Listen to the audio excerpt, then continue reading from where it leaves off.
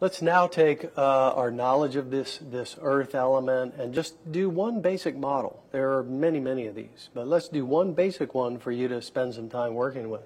So the attack will be some kind of a looping hit, and in my experience, statistically, two things are true. Right hand is more statistically probable than a left hand attack. And very often people will do what we call cross footwork. So if I'm hitting with my right, that means I'm stepping with my left as opposed to stepping all the way through. This is what we would call lunge footwork.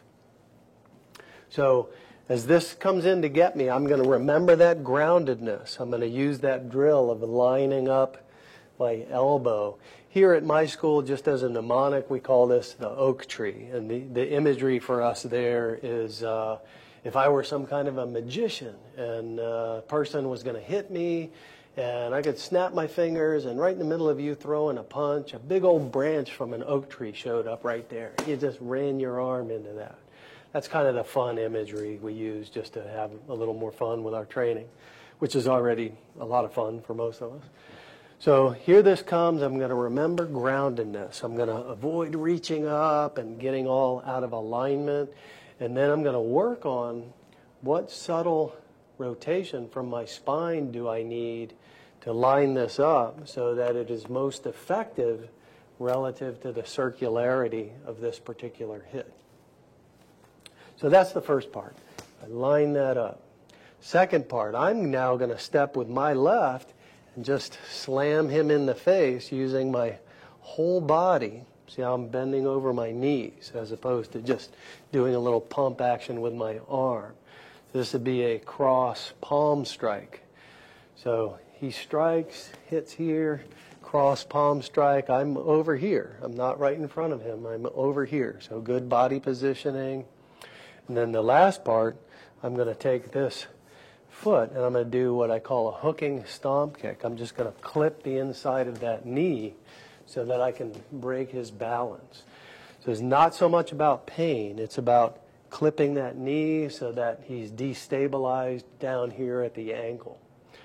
So I put all of that together. Bang, stepping again with my left. Bang, and right here, clipping, and then maybe I can just hammer down behind his ear or on the back of the neck there. So one basic model for you to work with. We'll do it a couple of times.